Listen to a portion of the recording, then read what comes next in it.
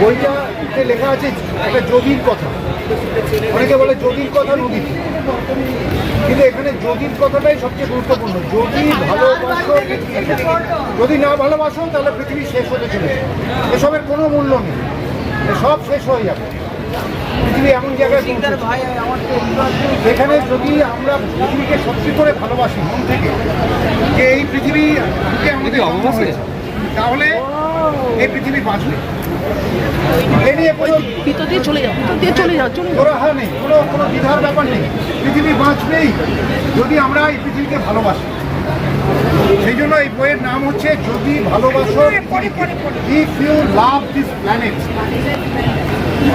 এই গ্রহ, পৃথিবী গ্রহটাকে যদি তুমি ভালোবাসো। এটা হেলেন ক্যালডিকট বলে একজন চিকিৎসক, তিনি গত 50 বছরের বেশি সময় ধরে তিনি এই কাজটা করে যাচ্ছেন, পৃথিবীকে বাঁচানোর কাজটা।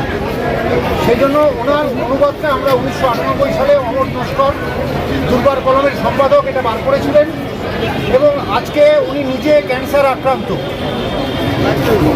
যে ক্যান্সারের বিপদের বিরুদ্ধে এই হেলেন ক্যালডিকটের লেখা বই, সেই লোক, সেই অসুখ, যিনি এই বই প্রকাশ করেছিলেন, ট্রেনে ট্রেনে, রাস্তায় রাস্তায়, স্কুলে স্কুলে এই বই নিয়ে উনি গেছেন বাচ্চাদের কাছে।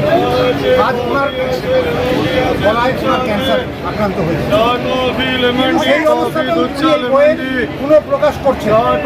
তখন নাম দেওয়া হয়েছিল যদি ভালোবাসি পৃথিবীকে, আর আজকে আরও কষ্ট করে নাম দেওয়া হয়েছে যদি ভালোবাসা পৃথিবীকে, তাহলে পৃথিবী বাঁচবেই। বিজ্ঞাপন আগেই দেখেছিলাম, এখন হাতে নিয়ে দেখলাম, ভালো হয়েছে। বইটার নামটা একটু বলবেন? বইটার নাম হচ্ছে যদি ভালোবাসো। থ্যাংক ইউ ম্যাডাম, আপনার কেমন লাগছে? খুব ভালো লেগেছে, এসে শুনলাম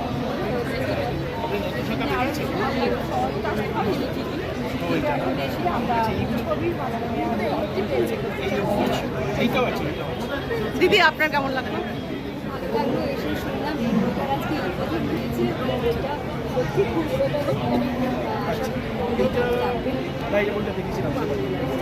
থ্যাংক ইউ। আজকের যে বিপদ, সেই পরিবেশের বিপদ, সেই বিপদকে জানুন আর কথা বলুন।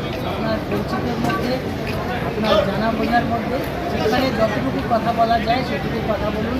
প্রকৃতি, পরিবেশ, তার জন্য কথা বলুন। আজকে প্রকৃতি পরিবেশ নিয়ে কথা বলা ছাড়া আমাদের হাতে আর বিকল্প নেই। প্রতিদিন যেভাবে আক্রমণ নেমে আসছে আমাদের প্রকৃতিকে, নদীকে, জঙ্গলকে, গাছকে, মাটিকে, খালকে, জলাশয়কে নষ্ট করে দেওয়া হচ্ছে, তার বিরুদ্ধে সোচ্চার। পরিবেশ নদী আন্দোলনের নেতা দাস, জিতেন নন্দী, উনি এই বইটি অনুবাদ করেছেন ইংরেজিতে, আমাদের কাছে আসেন।